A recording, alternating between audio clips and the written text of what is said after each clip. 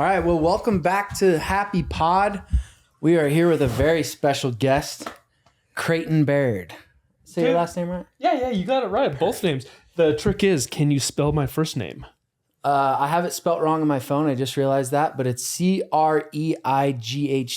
That is correct. So here we are. Guys, before we get started, go ahead, like, comment, subscribe to the channel. And without further ado, let's get into it, bro. What camera is on? Do I look at? Both. We've got both on you. So when I want to be like dramatic, I can start here and then finish here. Yes. As long as they don't die on us. Okay. This one's been a little finicky, so we've got the backups. We got to get it like probably that one replaced. But yeah, if you want to be dramatic, we'll cut it. That will make sense. Cool. But dude, you are quite the freaking adventurist.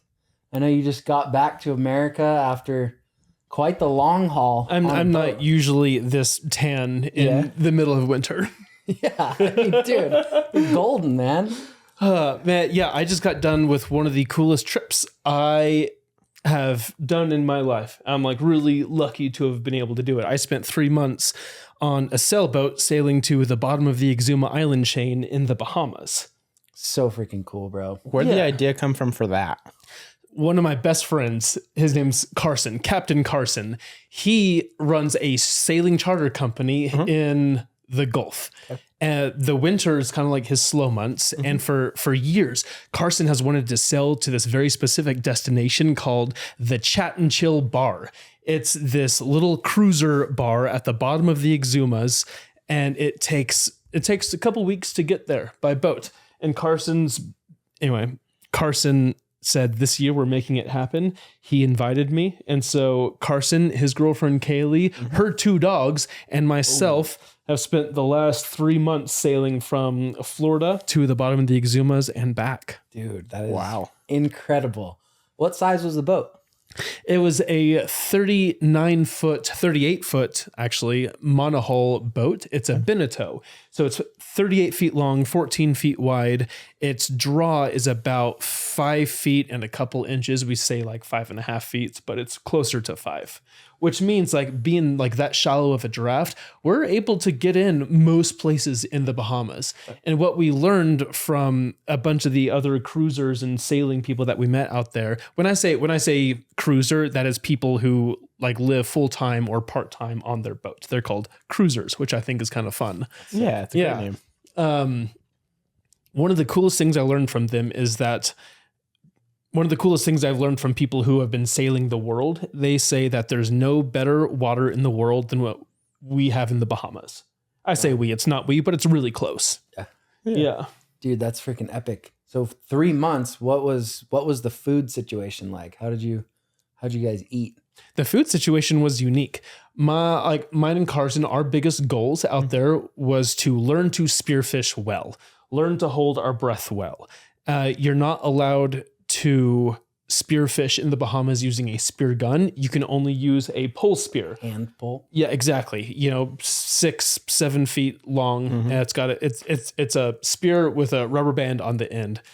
Okay. So it is spring loaded? It's spring loaded, but you hold like, it's just spear, rubber band, you pull it back and you hold it. So it's like tension. And then you get, pretty close to whatever your prey is, and you let it go with your hand and it slings forward and you takes out your fish? Yeah, it takes out your fish. That's sick. And so we speared about 50% of our meals while we were out there. Dang. It was a very like protein heavy 3 months. Protein and carbs, because man, like produce does not last at sea, especially in like the warm, humid Caribbean. Yeah. It's a lot of meat and a lot of carbs. A lot of it's just stuff that doesn't really go bad. What were your carbs? Did you guys bring like a bunch of rice or something? A bunch of rice, a lot of pasta. We ate so the main things that we caught out there food wise, we caught a variety of fish. We caught a variety of fish, a lot of lobster. Lobster made up probably 60% of what we ate out there. Is it easier to spear? Yeah. They're either easier to spear. You can grab them with your hands. We have this little like lasso stick, and you swim down and you hook it around a part of them and pull it tight. Were those the ones with the the claws, or were they no claws? No claws. Yeah, the lobsters in the Bahamas have no claws. You still want to wear gloves when you're diving for them because, at some point you're going to get a hand on them and they're still like sharp and spiny. Yeah, and like they'll mess you up. So you want gloves, but they're not going to, crush you. Oh, they can bite though. We have learned that they have like their mouths right here on their chest and they open up like a horror movie and like it's not going to injure you, but it will definitely hurt. Yeah. That's freaking wild, dude. Holy cow. Yeah. Dang. I didn't even think about the fact that you'd be eating that much of your own food from the ocean. So would it get to the point where like, okay, we're like hungry, let's go get food. Like or would you stock up? We would definitely stock up. We had freezers on board. Okay. And so if we had a successful day, like there was one day we caught 5 mahi, like five mahi, which are one of the prettiest fish I've ever seen. That blue and that green. But what's unique? That's the one with like the big forehead? Yeah. It's got a big forehead. They also call them dolphin fish. I know what you're talking about. I don't know.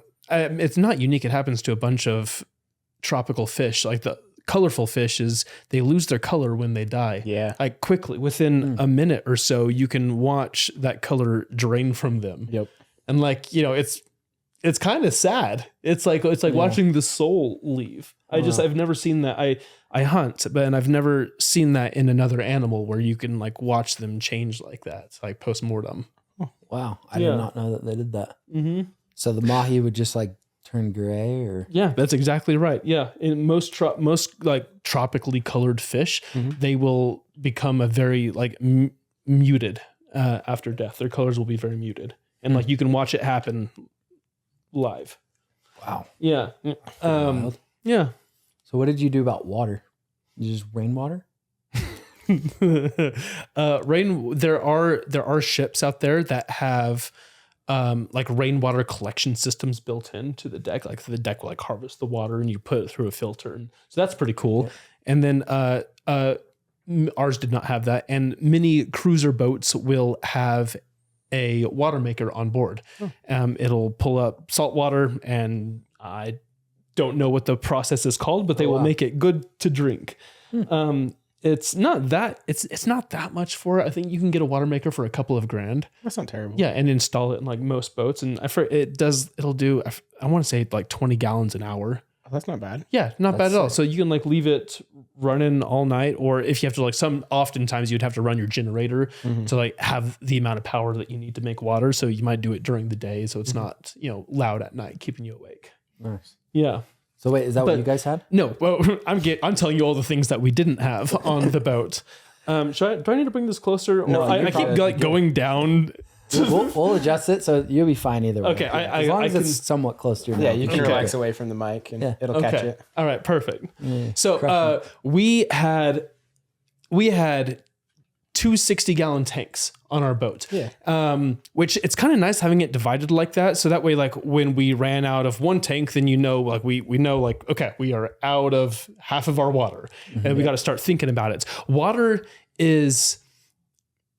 can be harder to find on a sailboat than you would think it is. Like we have there's an app called Sea People that we use. It's like it's what the cruising and boat network community people use to stay in touch and make friends and go sail the world together and stay in. It's a super cool app. But people will tell you like where to go find water. But we would just usually we would go to yacht clubs and you would pay about 40 cents per gallon and fill up your tank with a water hose. Okay. But also oftentimes you have to fill up a 5-gallon jug like in town from a spigot. And, everyone from your boat, you have, like 6, you like carry a couple extra like water devices on your boat and you just pick them up and carry them back to your boat. Pour them in the tank. Dang, dude. Yeah. Get your pails of water, just haul them back. It's exactly right. Like there's only a couple of islands in the Bahamas that have like good, dependable freshwater sources. Really? Like it's just, there are these like islands out there that don't I think like 2 of them or a couple of them have like good resources of water. The rest of them, then their water will come from like these inland ponds where it's salt water on bottom, but then the fresh water is less dense. And so the fresh water will sit on top. And so they'll harvest water off the top of this. They call it like a freshwater lens. Okay. Yeah. So in the Bahamas, I've been to Nassau Island. Where were you at in relation to that? Were you just all over, or are you guys way more south than that? So from where we start, we'll start at Key West. Yeah. Right. We'll start at Key West because that's where I flew in and met up with them. We started at Key West. We sailed over, like from Key West, you cut straight across into the Gulf Stream, and that takes you up north until you're like parallel with Miami. And then you cut a little bit to the right and you hit the first closest Bahamian island of Bimini. I forget how close it is to Miami, but it's close enough to where people will jet ski it. Like it's like a fun time. It's like 60 miles or something. People will like jet ski to the Bahamas, have a beer, fish a little bit, and then jet ski back on a day trip good day. Literally day trip on a jet ski. There's a bunch of YouTube videos of people doing It's it. got to be like 50 miles or something. Yeah. Manageable. So you go there, and like once you get to Bimini, that's when the water gets great. People will travel around the world and come to Bimini for the clear water and the shark diving. They're really well known for their hammerhead dives. We saw, I think, every type of shark you could see while in the few days that we were at Bimini, Great white? except for great white. No, We saw some hammerheads? oh yeah, we saw hammerheads, we saw bull sharks, we saw nurse sharks, and then those are like the only kind that I can like identify. Mm-hmm. The rest, I'm not sure. There were sharks though. Yeah. I've always wanted to see a hammerhead. That's on my list. I heard they're a lot bigger than people think. Were they pretty big? Yeah, hammerheads are much bigger than you think, and like their heads are much wider than you think. How long is it, you think? We weren't in the water for the one that we saw. We saw it from the boat. But the one that we saw was probably 6 feet long. And I can't tell how like wide his head was, but I've never seen an animal that had like a head like that. Yeah. Yeah. That's freaking sick. So and from Bimini, then you do this like really unique crossing it's like it's probably a 24-hour crossing from Bimini to Nassau. And you go across, I believe it's called like the Great Bahamian Bank. And you are in like 6 to 14 feet of water for miles, like 90 miles. Really? Yeah. And so like this entire time you're sailing and you're looking down, and it's shallow enough to where you can like identify specific types of coral and like specific types of fish. Really? You're like, there's that thing like on the bottom that you're looking at. So awesome. it is so awesome. clear that you can just see it. It's so clear and it's so shallow. And then you reach Nassau, and most people on sailboats don't spend that much time in Nassau. It's where you get provisions, which provisions are like groceries, but much cooler. You get provisions, you get water if you need it.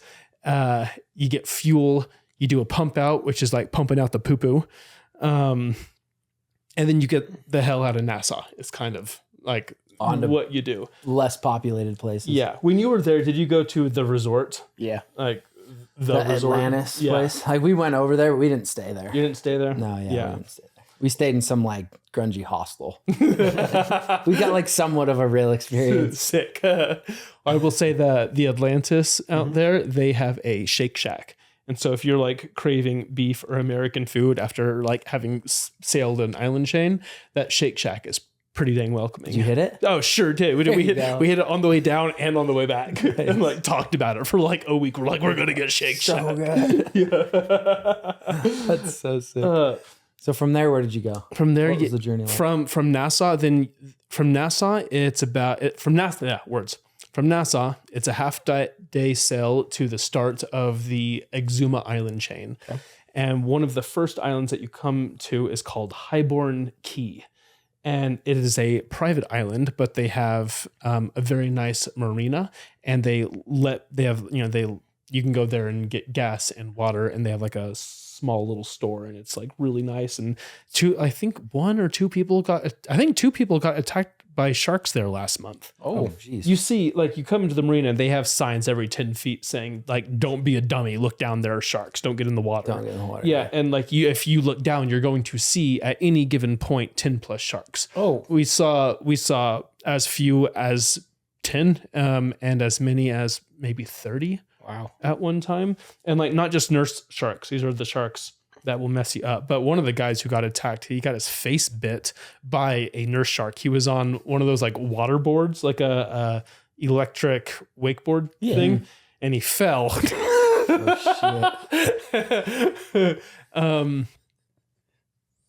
Is that then right? a nurse shark just came and bit his face?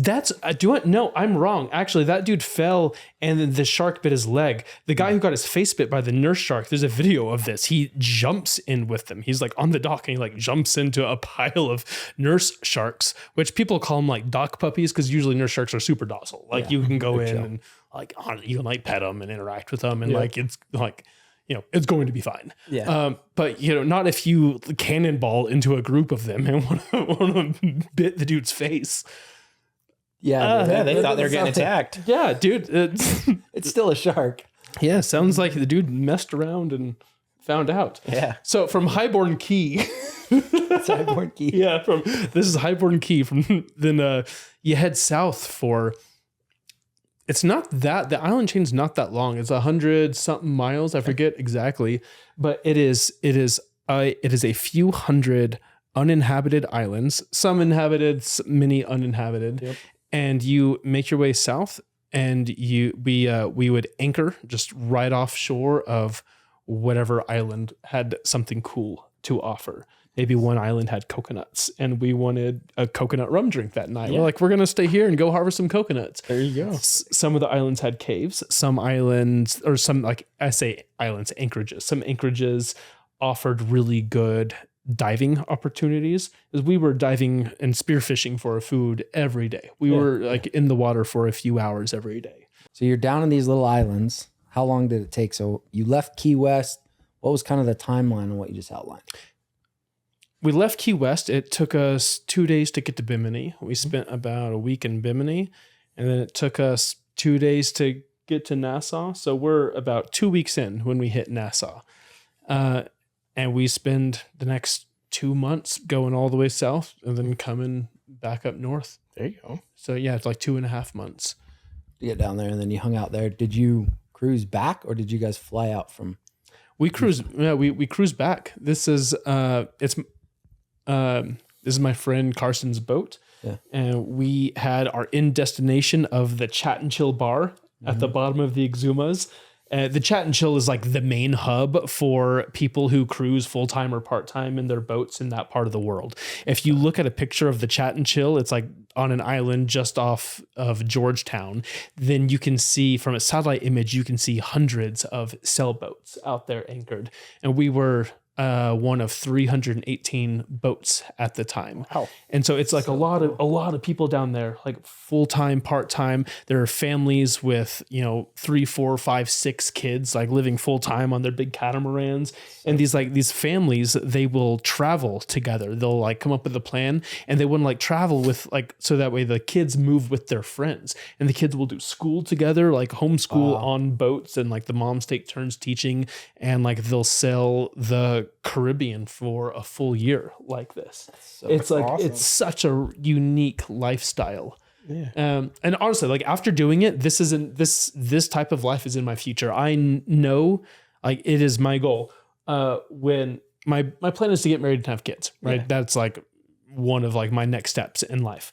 I want to spend some time, maybe a couple of years, living on a sailboat with my children when they are small. That's so cool, man. I saw a lot of families do it, and it's such a cool perspective that you can give your kid. Yeah.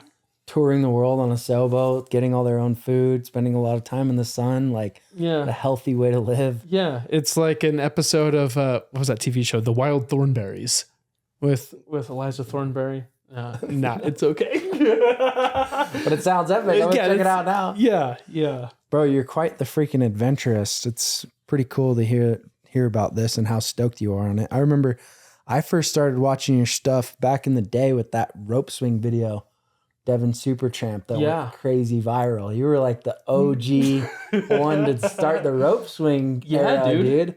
Tell me about that. How did you get started with those guys? Man, that's a great question. Brings back a lot of really good memories. I worked with Devin Graham with the YouTube channel Devin Supertramp off and on for a decade. All through college. It all started one night. I was with one of my best friends at the time, Brock Howell. It was 2 a.m. We were sitting on top of one of the coolest arches in the world. It's called Corona Arch. It's just outside of Moab, Utah. It's not in a national park. It's on public land, and it's 150 foot tall freestanding arch that has a bunch of like rappel anchors up top, and people have been rappelling it since like the 70s or something, and they've been rappelling it for a long time.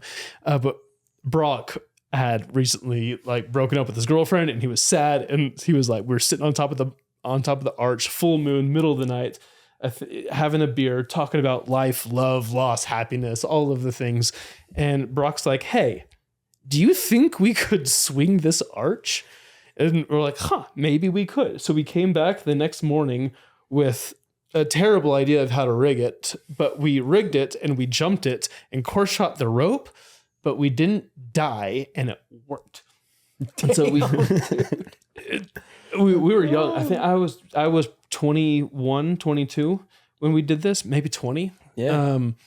And we came back the next week with 2 ropes and course shot one of them, and refined the rigging a little bit. We're like, yeah, this makes more sense to do it this way. And then eventually like we used like fireman tube or whatever, like some big tube, like fire hose tube, and we would put the rope through that, so when it's like rubbing on the side of the rock, then it wouldn't abrade it. But this rope swing is something special, because it is a free fall. It's like 150 feet top to bottom, so you free fall maybe like 140 feet, 130 feet. You get like pretty close. Yeah, close enough to the ground. And you have 2 types of ropes. You have static rope and dynamic rope. Dynamic rope stretches. And so for like the type of rope that you want, actually kind of depends on the rope swing. For like this type of swing, then you want that dynamic catch. You want that elasticity so it doesn't break your spine. And so you got to like figure out like what's the stretch of the rope, like how much from. So you don't stretch too much and then hit the freaking bottom. Yeah, which is what happened. And a guy, that is what happened, and he died. Holy shit. Then it was pretty soon after his death on the rope swing that it got banned. Like all roped activities on it are now illegal, which is kind of sad. Oh, that sucks. Yeah. But the swing, we rigged it, and we figured out how to rig it safely, and we started taking like friends and family down there to go jump it. And we jumped this arch for a couple of years. So sick. And then I, by happenstance, made friends with a guy named Devin Graham, who I remember when I met him at a steak night one night. And he showed me, I say steak night, no one knows what that is. We were having like a barbecue at our house where like a bunch of people would just like come through for the night. Mm-hmm. And Devin was one of them. We were like friends with his girlfriend at the time. And like she brought him over. He showed me his YouTube channel, and man, he was so good. Devin was able to like capture these moments and emotions that nobody else at the time was getting. And he was using glide cams back then and incorporating movement and movement into his cinematography, and like nobody else was doing that. And it was so good. So he showed me some of his videos, and I was like, well, we do this one thing which is kind of cool. Like if you want to film it, I showed him like a clip on my phone of us doing the rope swing. Mm-hmm. He said, yes. I said, let's do it this weekend. We put together a group. We went down. We filmed it. He edited it. When we filmed it, a bunch of my family came that day. They're in the video. My little sister, my brother, my mom jumps off it that day. And my brother proposed to his then girlfriend that day, like rappelled down under the arch and popped bubbly and stuff. Nice. Yeah. And then Devin uploaded that video, and it did very well. Yeah. Crazy viral. And this was like this was 10 years ago or 12 years ago now, back when like a viral video on YouTube, like was rare. It was like a big deal. Like it was in the news, like Utah group did this thing. Yeah. But the video did well, and Devin essentially said like, all right, what else do you got? And so spent the next X amount of years traveling the world with Team Supertramp. I don't know. We traveled to a lot of countries, rigging a lot of rope swings and stunts and shenanigans around the world, and I had the best 20s I could have ever hoped to have had because of that YouTube channel. Yeah, dude, you got some freaking badass videos out of that channel, man. Yeah, I remember watching all of them, and I would always see you on there. I think it was you, I'm not 100% sure, Were you on a rope swing and like your girlfriend wouldn't jump? Boyfriend pushes girlfriend off cliff. Yes. Dude, that video was so funny. I love how he was laughing. She's like, I'm breaking up with you. Oh, dude, that's just laughing at the top.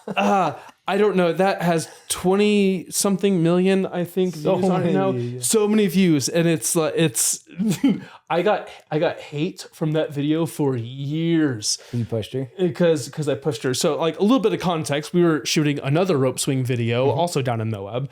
We were shooting in January over the course of 3 days. And my girlfriend at the time, Jess, she was scared to jump because it's freaking scary. It's like a full 70-meter extended rope out and you're jumping into the abyss. It's terrifying. But we woke up in the tent that morning, third day, her day to jump. And she said, Creighton, if I'm too scared, then I give you permission to push me. Oh, I didn't know that. Yeah, of course, nobody knows that because it's not in the video. Oh, I'm glad we can have this so we can clear that. And so it's her turn to jump and she's ready and we give her a countdown. 3, 2, 1. Ugh, can't do it. She can't do it and she can't do it. And then we give a countdown and this goes on for about 45 minutes. Oof. And finally, we have 45 minutes of footage of her like shudder stepping and then stopping. So I harness up, go over, clip into a bolt that's over there. So just in case she does jump, she doesn't pull me off. And I tell her, I was like, baby, I know this is scary, but if you stand here for more than 10 more seconds, I'm going to push you off. Because she had told me earlier in the morning, this is what I want you to do. And she, pushed me away and I came back to her and I guided her. I was like, step over here, stand right here like this. And I look back at Devin, who's like, I look back at him. I was like, are you ready? And, he's got the camera right there. I'm like, here you go. And 3, 2, 1. And I pushed her. And I pushed her off. And man, most people like scream when they're falling, most people like either in like fear or excitement or something. Yeah. Jess is silent. I've never heard a rope snap through air so clearly in my life. Yeah, that. And when she gets to the apex of the swing, she screams out, I'm breaking up with you. You just hear echo in the whole canyon. It pans to you and you're just like, it's so funny to me. That is so funny. It is so funny. It is. And then that's basically the end of the video. Yeah. And that is what everybody watched. And there's actually a second video, which has not nearly as many views, called After the Push. And it shows her like jugging up and then meeting me for the first time and hugging me and like being totally okay with it, saying thank you. So you guys didn't break up? No. We actually broke up 2 weeks after that, which is kind of like a couple weeks after we filmed that for unrelated reasons. We had been together for a couple of years, broke up. And then that video came out and went really viral. And every news show in America wanted us to like come on there together and talk about that experience, but like it wasn't a super great breakup, and we weren't doing that together. Yeah. So, don't know about that. Yeah, so like it was like a lot of publicity like right after a really sad breakup. Yeah. Dang, dude, that's freaking wild. I still think that's the funniest video ever. Yeah. I just think your reaction just made it, bro. Like, it was ridiculous. But not to parlay into another breakup, but were you married or was it engaged? Oh, I was married. I am currently divorced. Mm-hmm. We got divorced 2 years ago now. Yeah. Year and a half. And we don't have to talk about this video. Oh, no, dude, please let's do, because if you're about to get into what I think you're about to get into, I would love to talk about it. Yeah, dude, that's so cool.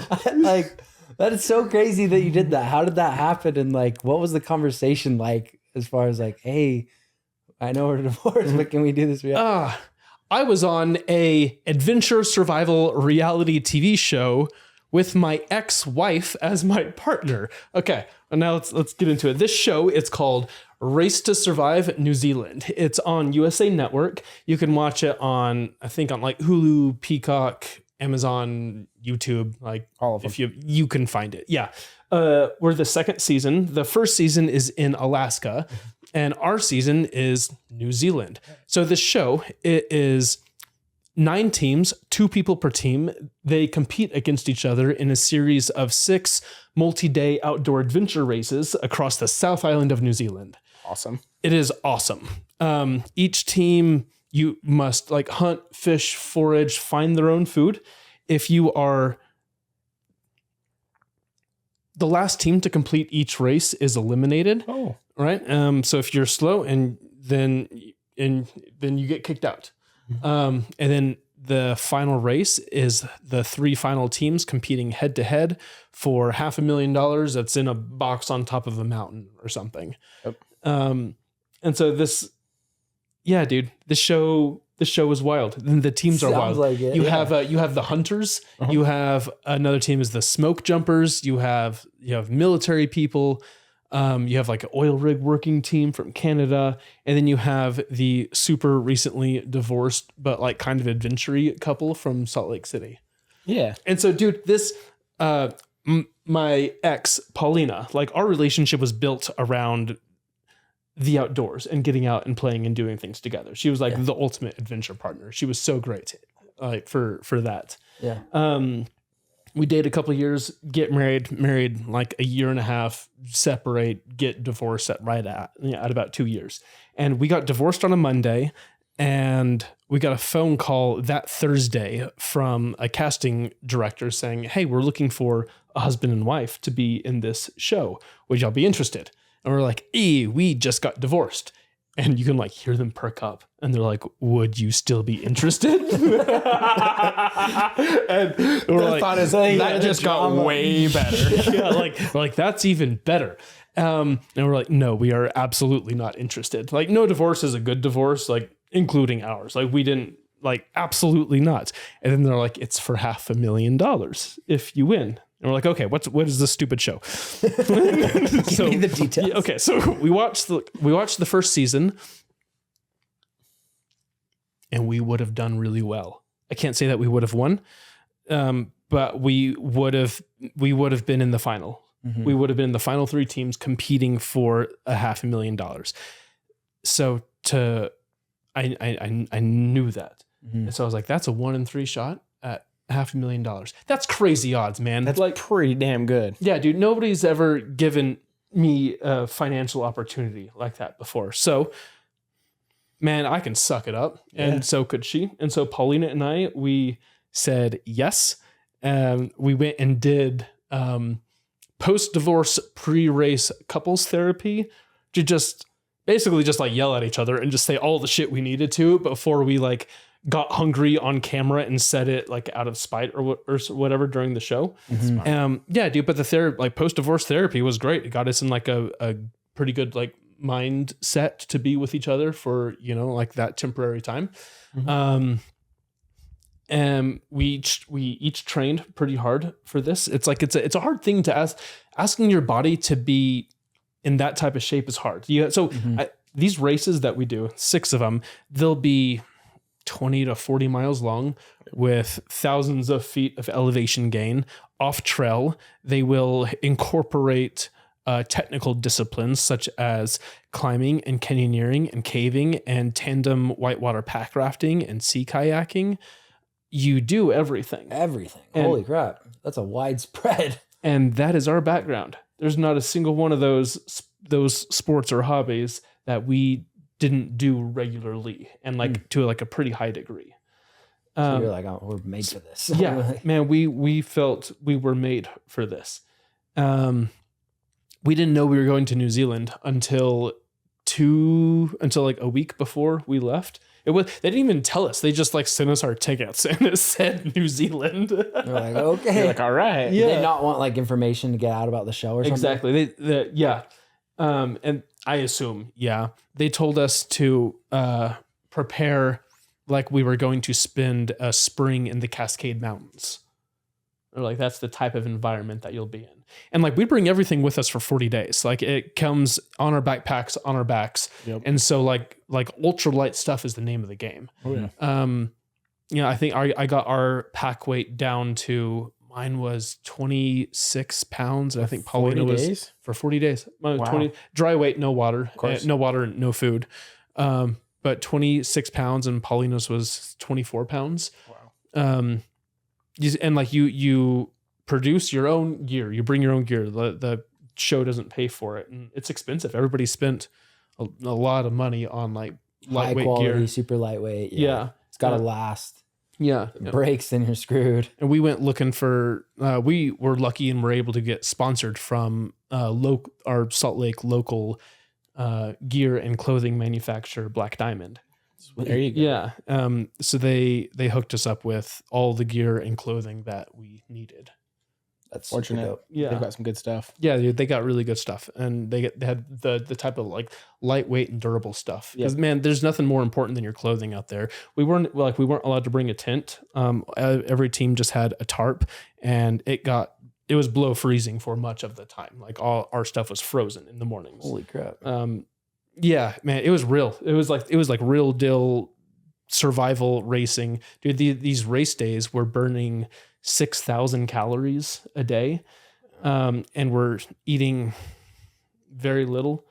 The hunting and fishing and foraging got better as the show went on. At the beginning, like nobody was really catching much, and then so like in between each race, you would have a race. The last team would get eliminated, and then we would have about a week of survival camp where like all the teams would like hang out and like survive together in the same couple of 100-yard spot. And that week would give us time to hopefully find food and like replenish ourselves and rest, because these race days you're running with a backpack on and you're running uphill. Like you are moving as quickly as you can because it is a race. So wait, how many miles was it each race day was? Each race is 20 to 40 miles, give or take. Oh, wow. And so it all depends on like the type of terrain that you're moving through. Like it's 95% of it is off trail. And sometimes you're in the desert, sometimes you're in the mountains, sometimes you're underground, sometimes there's snow and ice, sometimes you're on the water for 20 miles in a tandem sea kayak, sometimes you're co-steering like along the edge of like jumping off cliffs and playing in the water, and sometimes we did a really cool segment of one of the races was, I think it's called Howard's Hole. It's a cave. Yeah. It's like a 700-foot entry rappel into it. You rappel into the bowels of the earth. And I climb and canyoneer, right? Like roped activities are not foreign to me. Those are like two of my main hobbies. I've rappelled many times. This was by far the biggest rappel I've ever done. And it's just like into this massive like black hole. And it was like a 20-minute rappel. It was so long. It was awesome. Are you up against the wall or just down the middle, like free floating? Free hanging. That's awesome. Yeah.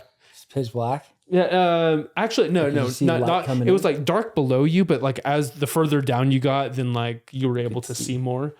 And you get down to the bottom of the cave, and there's a whole film crew down there, like a bunch of cameras hiding in corners. It's a big production. It was I heard $30 to $50 million production for like just productions, like just those, those days that we were there out filming, 40 days plus a little on either end. Every race day they had multiple helicopters flying back and forth. It was cool seeing like the amount of resources like put into this show. There was one point we were crossing a river and I jumped in with my mic pack without putting it in like a waterproof thing first. And, our shooter producer, Dave, he's like the only each team has one cameraman that moves with them. And these cameramen are world-class athletes who just happen to be great at slinging cameras and telling stories. And our guy, Dave, was the best. He was phenomenal at his craft. It was cool because I killed his mic pack and he's like, all right, Creighton, like, don't do that. Don't jump into the water before we put it in a bag or whatever. So he like got on his radio. He was like, I need a new mic pack at this and this at this location. 8 minutes later, a helicopter comes down, lands on this gravel bar on the side of the river, and like gives Dave like the new gear that he needs, and then takes off, goes back. Wow. It was just being able to like ask for something, and then like a helicopter it in. Yeah, that's sick. That's wild, dude. That's interesting that they made you source your own gear, but they're like, oh, we got 6 helicopters. Yeah. And what's cool is like with the gear that you bring, they send you a list and they say, like the list says, here is mandatory gear that you have to have. Because you got to have a sleeping bag rated to this degree. You got to have this type of base layer. You got to have a headlamp, like the essentials to make it through their TV show, right? They have to shoot something. They have to have a story. They can't have everybody tapping out because they brought the wrong gear. So they say, this is the stuff you have to have. And then they have a list of, this is the stuff that you cannot have, like no phones or GPS or anything electronic, or, there's a whole bunch of stuff that you can't bring. Yep. Like you couldn't have at all the whole 40 days? Yeah, couldn't have at all the whole 40 days. No, we have no access to the outside world. Wow. COVID could have happened again and we wouldn't have known. We were completely isolated. They didn't update you? We didn't see. The only update we got while we were out there on accident was that Matthew Perry had died. It was the only news that we got in 40 days. Wow. Didn't see a hotel. We saw the inside of a bus a couple of times for like transferring us from race to race. We saw the inside of helicopters a bunch of times. They would use those helicopters and just heli-bop the cast and crew from mountain to desert to beach to whatever. And then with the gear, they'd say, this is the stuff that you can't have. And then they would say, and the last thing is, it was the biggest section, said, this is stuff that you can bring if you want to. If you bring it, you got to carry it. And the people who do well are the people with light packs. Yeah. Did you learn that from watching the previous one, or you just knew that? I mean, it just makes sense.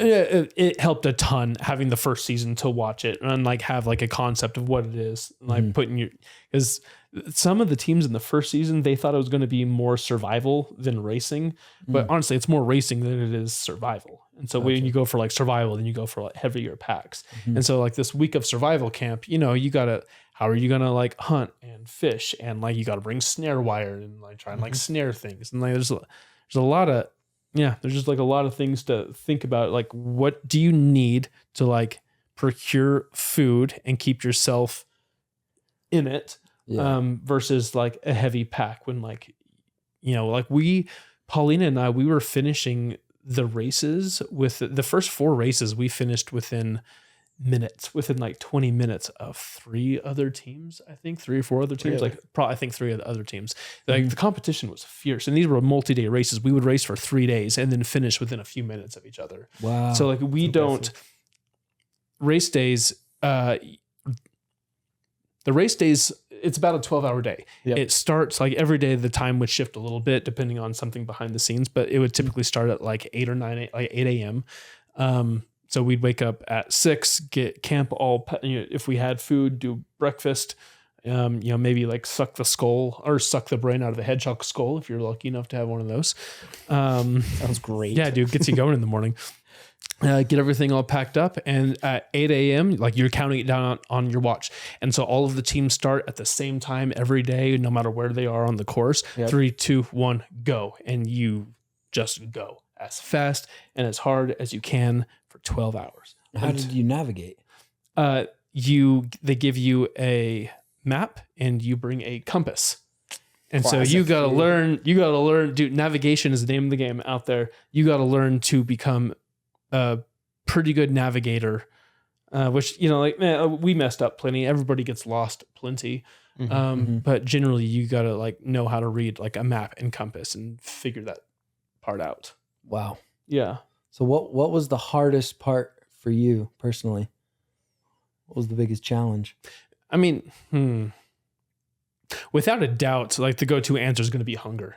Yeah. I've never, some of the teams went, I think one of the teams went like 11 or 12 days without eating anything. Whoa. Yeah, man. While actively competing through like 2 of these races. It's wild seeing like what the human body can go through. I did not know that I could get like that hungry and still like function at a competitive level. I had no idea. Hunger was hard, man. Hunger changes who you are and not for the good. Like, I can imagine. Yeah, dude, hunger does not, it does not make people better. The hunger was hard, and like emotionally, like being there with my ex-wife was hard. And like in the real world, I can just leave. If I don't like whatever situation I'm in, I can get in my car and go home. Right.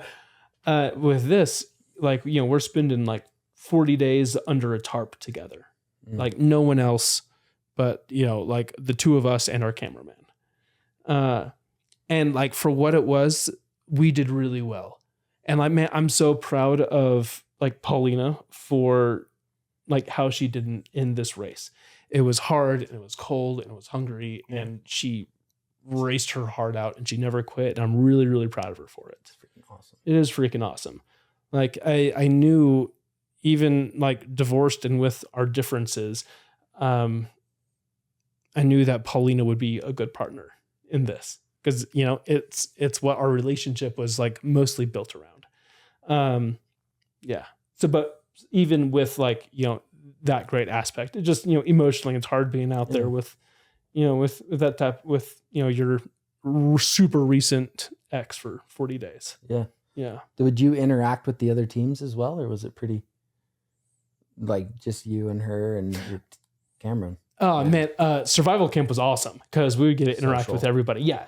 During the races, I mean, we like oftentimes we're with somebody, you know, you're racing and you're shoulder to shoulder for like a couple of miles until like finally like somebody gasses out and you get the advantage. And it's a slow advantage. Yeah. And when you're like racing people through the mountains, it's like, it's very slow overtaking people. It takes a lot of time to like make up distance, but you do it. Wait, what was your question? I don't even remember where you're going. I just talking about stuff. Oh, I was saying what the social stuff.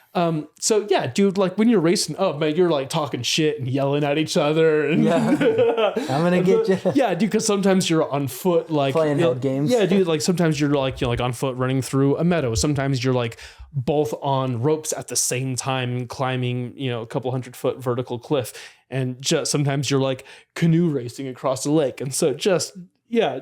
Sounds insane. Dude. And so during race days, you know, we're not like buddy hanging out. Yeah. But during survival camp, like the race would end, a team would get kicked out. It's all sad. The helicopter comes, picks them up, and they're like, oh, bye everybody, we love you, kind of thing. And then we have like a week of survival camp where everybody's just hanging out in the same couple 100-yard stretch.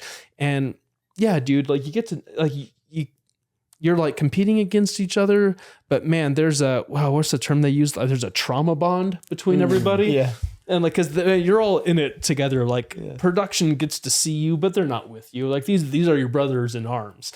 And the one suffering alongside you. Yeah, dude, and like $500,000 on the line, but during survival camps, we'd have campfires together and we'd go out and hunt and fish and forage together and all this. I think a bunch of us dudes, us dudes and Kennedy, made spears and went pig and goat hunting together at one of the. You get some? Nah, unsuccessful. We had like 8 people in the party. We could have gotten something, but nah, we didn't. Too big of a crowd? Scared them away or what? They were in the area. I think it was just. I don't know. It was 8 people walking through the woods with sticks. It just more for the. It was fun. More for fun. It was fun. So we were just playing Lost Boys out there. Yeah, that's awesome. But we got really close. And like the longer you were out there, the closer you got. And there's a lot of the people from the show that I either regularly talk to still or regularly see. There were like a couple of those teams are from Utah or have Utah ties. And so, you know, some of them I see like the Hunters, Ryan and Bronson. I see those boys all the time. Ryan lives in Lehigh. Bronson's down in Hurricane. Yeah, dude. Everybody's like, I don't know. Close. So many of them are close. That's really cool. That's awesome. So how far along did you make it? You know what I mean? Okay. Spoilers. 9 teams, 40 days.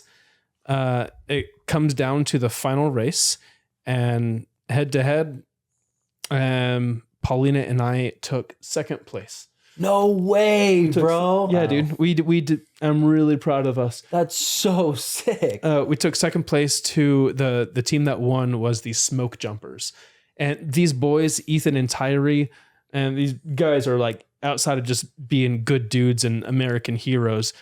They're tough as shit. These boys like parachute out of planes with chainsaws strapped to their legs and like fight fires. Man, if anybody like deserved the money, I think it was them.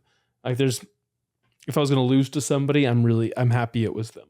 Wow, dude. Yeah. That's freaking epic. Yeah. Second place. That does not sound easy. You're out That's there impressive. freaking long time, bro. And Damn. it was a shock, dude. Like the show ends on top of a mountain. We're all, there's the box up there and all those teams, and they do like final like feelings, and then they do a drone shot, and the director says that's a wrap. And like that's the end of the show. That is a wrap. And there's 40 film crew out there, like on top of this mountain in the middle of the Southern Alps on the South Island of New Zealand.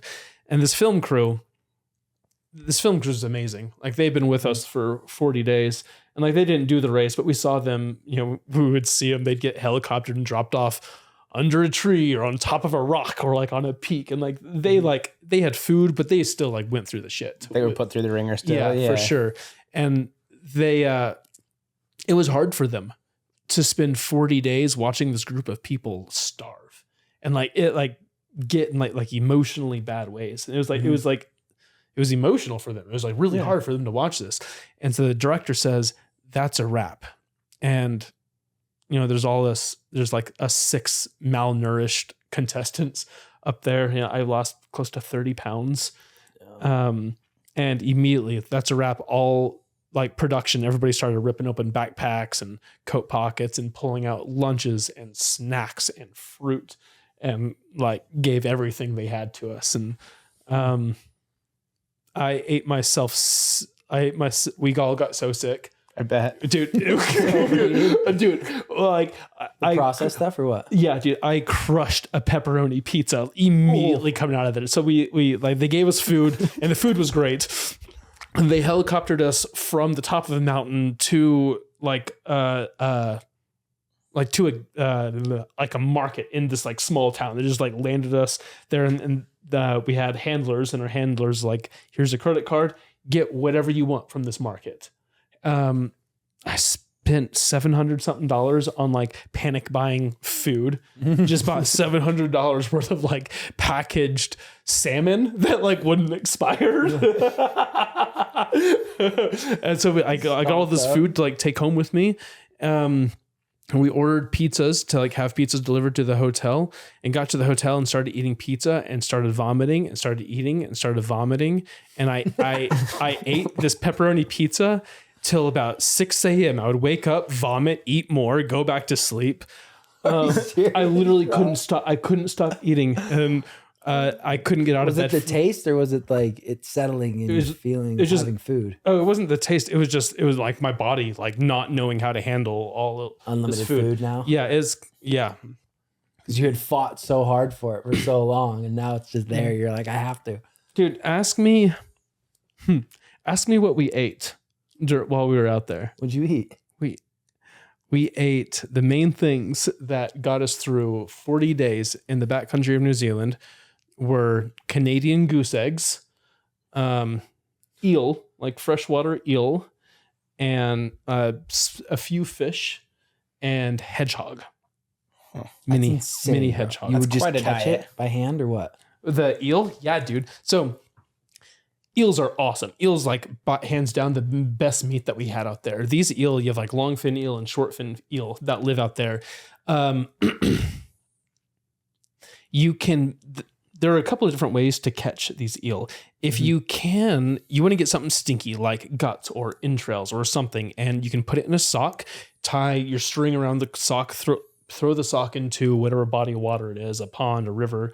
And then these eel, they have like recurved teeth, and they'll smell like the entrails from downstream. They'll swim up, they'll bite it, and like you'll feel the tension go on it. And as long as you put tension on it back, then they can't let go because of those recurved teeth. And then you can just stuck. And like we didn't have fishing poles. We just had like hand lines and stuff. Yeah. And so we just like run them up on shore, and then you stab it in the brain. So that's one way. There was Did you have to cook it, or would you eat it raw? We would cook it. We would take the eel, and we'd eat every stinking bit of it. There's a couple different ways that you can cook it. So eel is a really fatty white meat, and we had a cooking pot, and you can cut off some of that fat, render it down into oil, and then you can fry eel in its own fat, and you can get these like nice crispy little like eel nuggets. When you're hungry and when you're racing, then your body craves two things. It craves fat and it craves salt. The eel has a lot of fat on it, but for salt, when we were close to the ocean, then we would boil seawater, and 1 liter of boiled down seawater gives you 2 to 3 teaspoons of salt, which is not insignificant. So at like ocean survival camps, we would keep saltwater boiling all day, and then boil it down to salt, scrape it out, put it in a bag, and then we would bring that salt with us for like electrolytes for our body during races. But fried eel with sea salt on top of it was hands down the best thing that we had out there. Really? We would also smoke it. Just take the eel and just hang it. I would make a smoker over our fire, just like a little like leaf bowl, and to trap all the smoke, hang it in there and let it smoke overnight. And the next day you can literally just like grab a hunk of meat, pull it off the bones, and I'd throw it right on the coals for 30 seconds, char it up a little bit, and then eat smoked eel. Sounds awesome. Sounds like you got good out there, bro, in the bush. Dude, but the hedgehogs, man. Yeah, Hey, tell me about dude, hedgehogs are so cute. And like nobody looks good killing a hedgehog. No. But like, man, when you're hungry, like you got to take every single opportunity. And these like, so they would change the rules on us from like race to race. They would like change it up a little bit. Like no hedgehog. No, not quite that. But like this race was an overnight race. Usually we have a race clock. We'd like 8 a.m. to 8 p.m. But this race, we're at the start. We're reading like our instructions and looking at our map that we get for the first time. And the instruction said, unlike the other races, this race has no race clock. Sleep if you want. You race till you finish. Good luck. Oh, and you're looking at the map, and it's got some length. Shit, you're like, all right, we're gonna have some sleepless days here. But we were racing through the night portion of that race, and man, it was a full moon, and we were up on this hilly meadow, like overlooking the ocean, and I found 5 hedgehogs running around that meadow. They're nocturnal. That's like why we hadn't seen them before, right? We're always like, hungry people are tired people. We're like always sleeping. But yeah, we like found these 5 hedgehogs, and I'd stab them in the brain. Actually, dude, killing a hedgehog is hard because it rolls up like a roly poly, and so you can't actually tell where the head is. So you have to stab it like so many times. So murder. Yeah, Please dude. die. Yeah, and so you stab it like so many times, and then I would put it on the outside of my backpack. I have this like mesh thing on the back of my pack, and I would like put it in. I would give it to Paulina, and she like put it in the back. And then we walk a little more and find another hedgehog, and I'd like stab it a whole bunch of times. I'd like give it to her. She put it in the back. And I had like 4 hedgehogs back there, and Paulina who's behind me, she starts freaking out. She's like, Creighton, it's alive. I take my backpack off, and one of the hedgehogs was not dead. And he was chewing through the mesh. He had chewed through a couple of like the pieces of mesh. He was getting out. He was trying to get out. And so I had to stab him a few more times. But there is no way to make hedgehog taste good.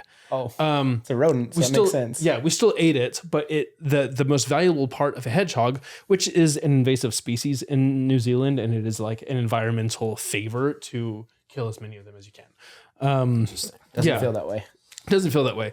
It's hard to skin them too because they're all quills. Yeah. Which dude, one of the teams ate Nick and Kennedy's, the Canadians.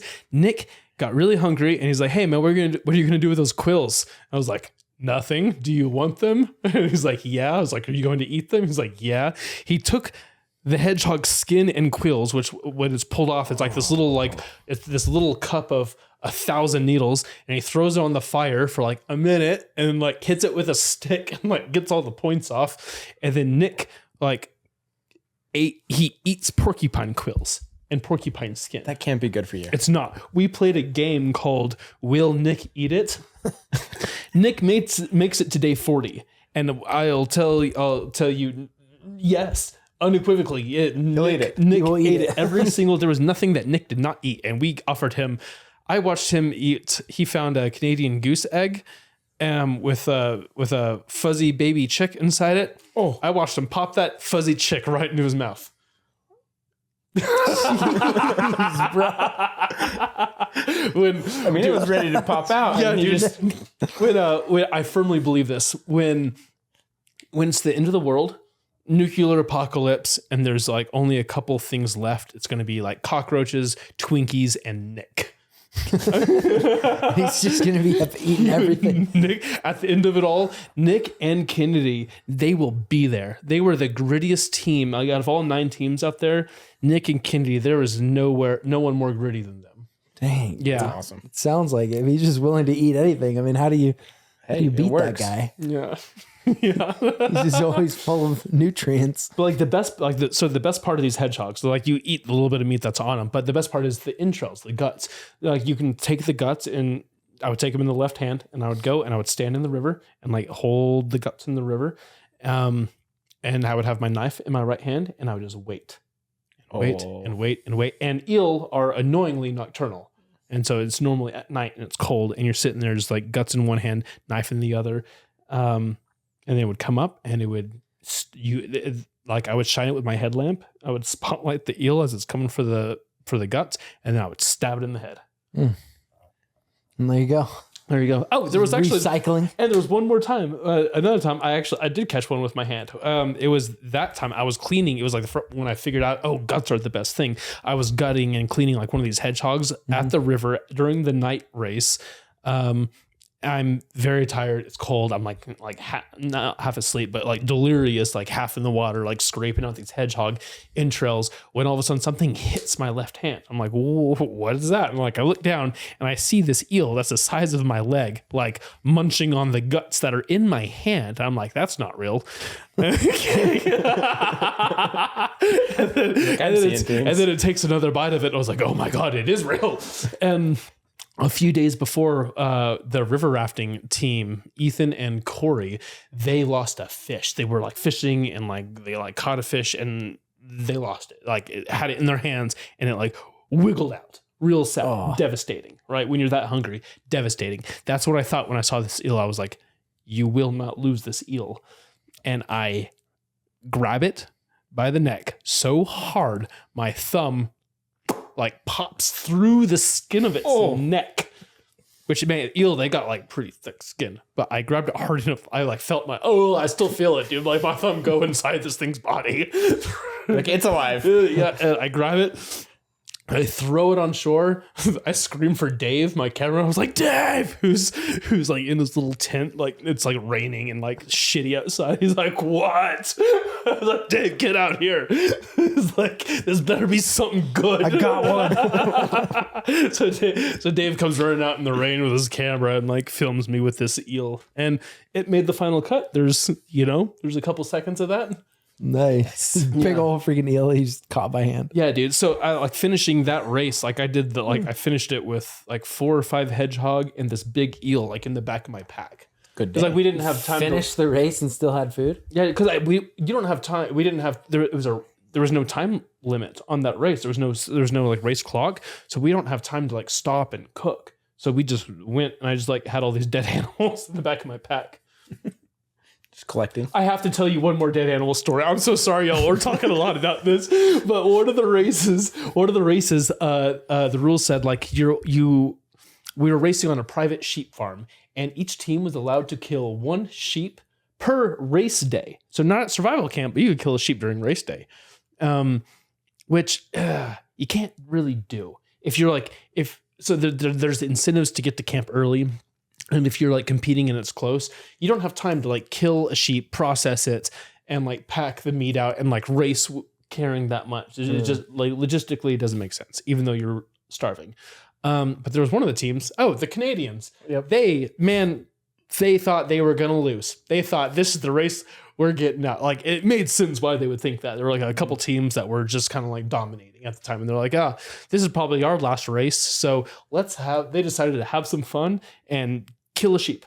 Kennedy, Special K, she takes this, she has her Bowie knife. It's like this long, and she sees the sheep and she runs it around in circles until it gets tired. And her game plan is like, her game plan is to jump on it and slit its throat and just like, bleed it out quick. She's never done anything like this. She's never killed anything. So she jumps on the back of this like old sheep, this like ruddy old ewe, and she tries to slit its throat. But it has so much fur. She's like, it's not working. So she goes from slitting to stabbing. Carrie spends the next like 15 minutes stabbing the sheep to death while her poor cameraman is having to film it. They like, oh my God, dude, I saw her cameraman like when he got to like camp like the next day, dude, like Mortified. his face, man. Just like not recovered yet. So Just she- like, what did I watch? So she like stabs this sheep's esophagus off. and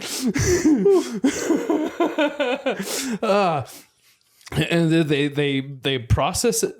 They process it, and I'm gonna fast forward a little bit, but they end up at the end of that race, and they are not eliminated. Something else happened. Another team is out. It's not them. got a And whole when sheep. they're like coming up, like the race started and ended at the top of like a big ass sand dune, which is very rude.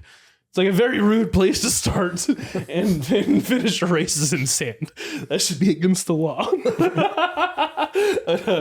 I saw them. I saw Nick and Kennedy like coming up the sand dune, and it looked like an episode from a zombie movie. They have blood smeared over them, and they have like meat hanging out of pockets, and like blood is oozing through like every compartment of every backpack that they have.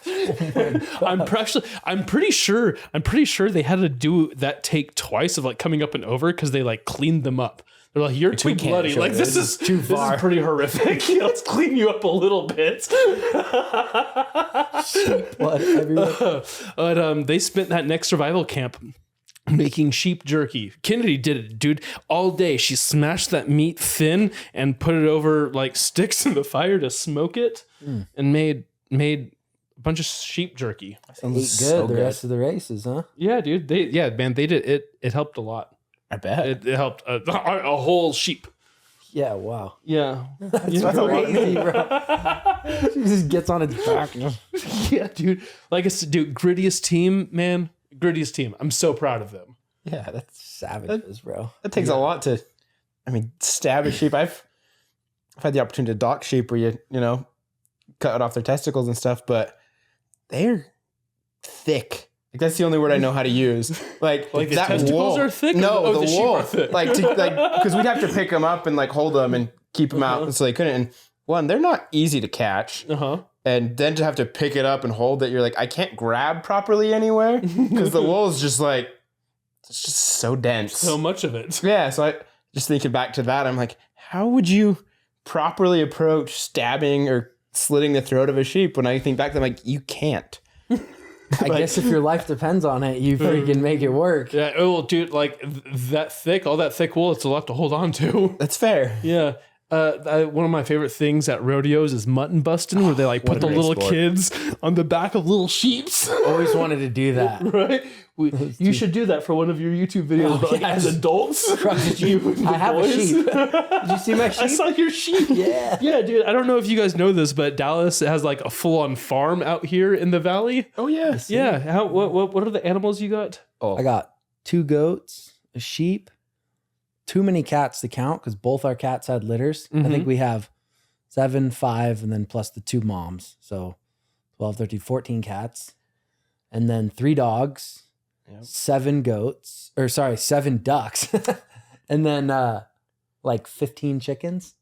So Dallas is recreating the movie We Bought a Zoo with Matt Damon, if you know that one. That's me out here just building my own zoo, right? Yeah, For too long, he'll have a tiger. Just keep an eye out. I would love to have a tiger. I look forward to the documentary about you guys in the future. Oh, yeah. No, I definitely want to get some more animals. I think horses we need more property, honestly, to have horses, but I really would love to have horses. You ever go horseback riding? Sure do. Yeah? You Yeah. seem like a guy that would horseback ride. I'm lucky enough to have a couple of friends that own horses. So like it's not something I do regularly, but I get to, once or twice a year. Yeah. Nice. Yeah. Yeah. Oh, dude, can I tell you a horse riding story? Sure.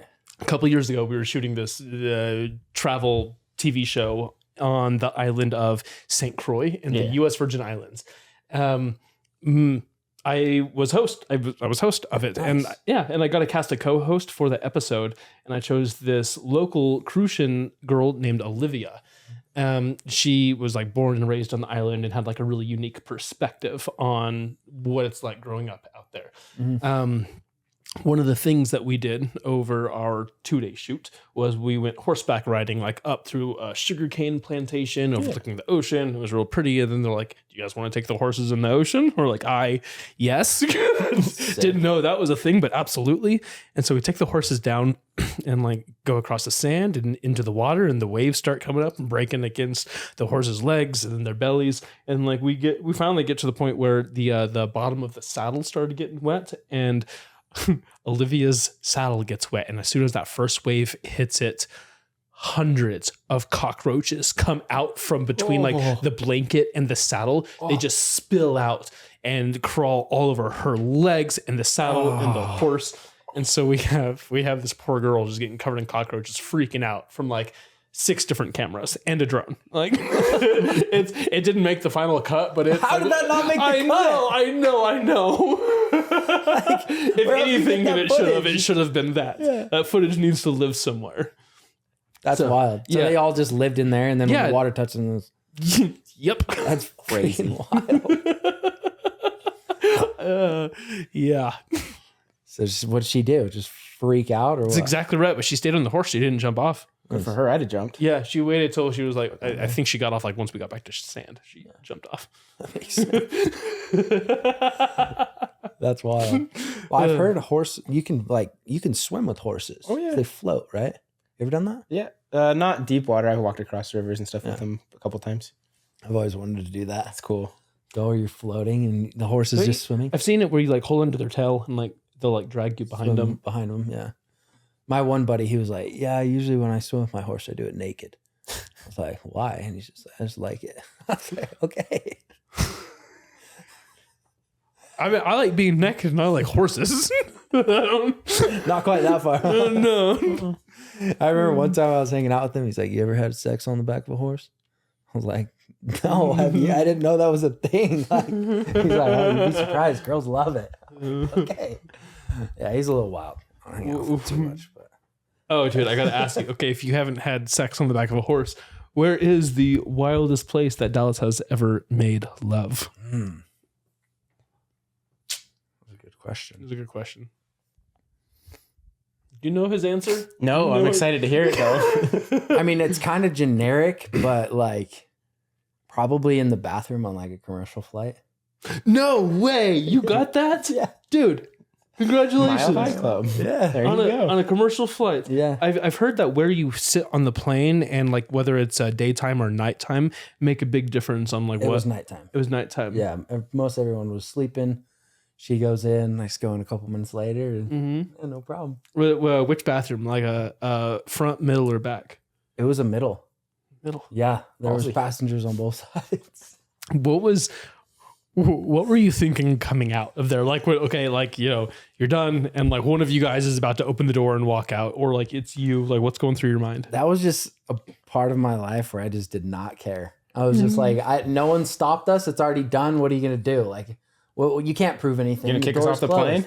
I was helping her. Like, she was having issues and I was helping her. Like, I just would stone face it and talk myself out of it. That's so right. No concern. That's right. What about you, bro?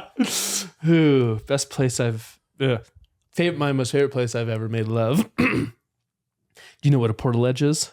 Yes. It is a hanging wall tent that climbers use That's a bucket to list right there. That's spend super cool. more than you just spend the night on a wall. It's a hanging wall tent. That's cool. Yeah, up on a hanging wall tent on a sandstone wall. What wall was it? I couldn't tell you. It was down outside of Moab, and it was unnecessary for us to be like using a portaledge. We rappelled down from the top. We didn't like we weren't even climbing. Yeah, dude, we were like, we are going to spend the night on this portaledge. Nice. This was premeditated. We planned this. Absolutely. God. Yeah. All right, let's go down the line here. I don't have an answer to that yet. I'll let you know when I get a good one. but I don't. Oh, you gotta explore private, huh? No, I just don't have one yet. Dang, I expected you to say like, Wait, like on a chairlift or like something. ever? Correct. Oh man, hey, congratulations. Wow, I didn't even know that. Yeah. Interesting. What type That's special. of girls are you attracted to? Hot ones? That's a good answer. What about moms? Do you like moms? Not really. All right. No moms for you, huh? Not moms, no. You gone up and over your mom phase or just never? Yeah, I think we passed that already. You know, they'll come back in Everyone's season in a got couple mom years. phase We'll at see. some point. How do you feel about Latina girls? Circumstantial. What does that mean? Got to Like be a little sometimes? intoxicated, but Okay. Apparently nobody's ever called you Poppy. that's true. I thought you were gonna say because I have a Latina friend. I was like, oh, a little matchmaking on the pod. Yeah. Interesting. What do girls think of your mustache? I'm yet to hear anyone say they don't like it. So Do you all ever good things. do you ever like Oh, twirl yeah. it out? Oh yeah. It would have been that way if I wasn't snowboarding today. That makes sense. Yeah. Do you get the ice stash? Oh, so good. Good. You ever My offer favorite. mustache rides? I have not. Yet. Sometimes that's a good little. We got to start offering those. Free mustache ride, $2 mustache ride. Were you drifting a Lamborghini around on snow this morning? Drifting may or maybe not, depending on if the owner's watching this. You can't not drift it. It doesn't happen that way. He has summer tires. Okay. You're all, It's his fault. it's like you had it on like one of the biggest snowstorm days of the year. Yeah. So I got this car, Utah Auto Gallery, and had it for a day. And I was like, man, I really don't want to drive all the way out to my place here. Mm-hmm. Like, I'm going to stay the night at Maddie's. Didn't really think about the weather. Is that your girl? That's my girl. And didn't really think about the weather. She does not have a garage. So yeah, needless to say, I went outside this morning and had like a good 6 inches on top of the freaking Lambo. And I just wiped off the headlights a little bit, Yeah. cleaned the windshield off, and Off you started went. going down the road. It was quite the experience. It was a little nerve-wracking, to say the least. I believe it. Dallas, will you show us what 6 inches is to you? What do you think 6 Maybe inches that was is? an exaggeration. show us with your hand what 6 inches is. Here? It'd be like That's is that not, seems like that's for sure. Yeah, solid Solid six. this is a foot? Solid. There's this 6 inches. I don't think that's 6 inches. Maybe it was like, what is this?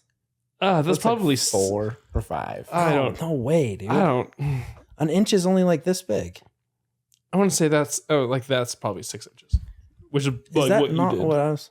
That's probably that's like what you did. Okay, maybe there was like 4 inches of snow or 3. Yeah. It was still snow nonetheless. There was too much snow to be driving a Lamborghini in the snow. You just be thankful for the snow that we do have. Yeah, then we went and played in it, bro. We were freaking Oh, it was fun mobbing. today. Then we got stuck, which is why we were an hour and a half late to our own pod.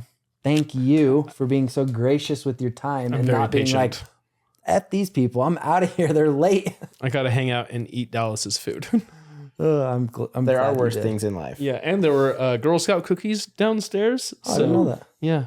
Did you eat them all? No, not all, but enough you to like saved make some it for me? enough to where somebody would be like, "Who the hell ate my Girl Scout cookies?" I don't know whose they are, but you said make yourself at home, so I did. Perfect. I love it. I love that you got to meet all my people too. Yeah, it sure did, man. It's a really cool thing that you have going on here. Dallas and I go back a number of years. We've only like hung out in person a handful of times, but we have like similar circles of friends and hobbies and activities. And so I'm one of these friends who like, man, anytime I see like I want to be Dallas when I grow up, even though I'm older than he is. But like anytime I see like what he's doing, it's just the coolest thing ever. And like it's not only is like what he doing like fun and adventure based, like oh we're gonna go play with a cool supercar, or we're going to go do a canopy sport, but he's like building a super successful business like out here in Utah, and he's like got a really good team of guys and family out here that it's like. It's fun, like objectively seeing what you're building from afar. Thank you so much, man. That Yeah. really means a lot. I Yeah. appreciate that. That was Yeah. very genuine and kind of you to say. Thank you, bro. You're welcome. Because I've looked up to you for a very long time, bro. I watched your content way before I even got to meet you. And you've always just been a freaking stud. I was honestly nervous to ask you to come on the pod. Really? I was like, I don't know. Like, I don't want to bug him. He's got all these big freaking projects, all these crazy things. And no, so dude, it's an honor for I you. was stoked when you invited me. Dude, I'm so stoked you did this, man. This means a lot to me. Thank you. You're welcome. Yeah, you're a freaking really cool, really special human. Oh, You got some cool stuff going on in your eyes where you can just tell you've seen a lot of life. You're an adventurous freaking person, bro. man, I am. It is a purposeful choice. Like I try to live. I try to live my life like a very specific way. Yeah. So, and I think you're doing a hell of a job. Thank you. Tell me real quick before we wrap this up, what's on the horizon for you? As you look out in the future, you got any big adventures, anything coming up? I know you're coming off a pretty big one, but you kind of just in a rest and recoup now, or you've already got something? Oh man, if I don't have something to look forward to always, I get sad. Right? It could be something far away. It could be a couple months away. But I always need some Something on the horizon. objective. Yeah. So and like it's not always like, oh, it's just something that I'm gonna go do, but it's something that I need to like work towards and like prepare for and do research for.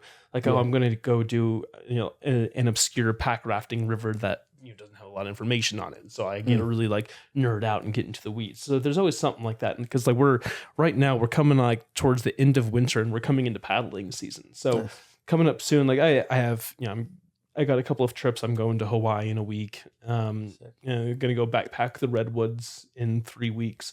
But there's a handful of like fun things on the horizon that I look forward to. But for the next little bit, I'm going to start working again. I haven't like made money in 3 months, so I'm probably going to start doing that first. Nice. Yeah. What are you going to do for work? For work, I am a creative director for a number of YouTube channels. Oh, really? I'm freelance, and I get hired to come in and create branded content for the channels. Wow. Yeah. That's awesome. That's freaking sweet, dude. Yeah. What channels do you work with? Let's not get into that. Okay, I'll private. Like, No one of the main channels I've done work for the last couple of years. It's a family and children's channel based here in Utah called Ninja Kids TV. It's like Oh yeah, I remember this. yeah, dude. Yeah. When I started working with them a few years ago, they actually when I left Supertramp, then I came over here. I left Supertramp during COVID and came over here. And Ninja Kids TV the channel's just been exploding the last couple of years. It's up to 22 million subscribers. Holy And crap, dude. has averaged. A lot of people watching Ninja Kids. Holy Yeah. cow. I'm not sure what the views are at now, but but they're still high. For years, you're getting a couple 100 million views a month. Well, there you go. Bruh. Holy crap. Yeah, it's been really cool seeing like what a YouTube channel can evolve into. The channel has expanded and has multiple. They call them Ninja Kid Action Parks. They're like branded trampoline parks around the nation. Like little parkour gyms? Little parkour gyms. They got Ninja Kid juice boxes and gummy snacks. All sorts of spin-off And stuff. merch. Yeah, there's like a lot of, and there's been talks of like a Ninja Kid ghost restaurant. It's gonna be like pizza with different themed pizzas. Nice. Yeah, That's cool, man. yeah. So, content creation is the world that I have been You've in for ever. a long time. Yeah. That's awesome, man. I'll have to be picking your brain as we expand more into that space. Yeah, dude. I could help. Yeah. Yeah. You got any I got some advice. you got any tips for us in our pod? I know it's a pretty primitive little production we've got here, but give us some constructive criticism. You were coming in this pod, you were to adjust some things.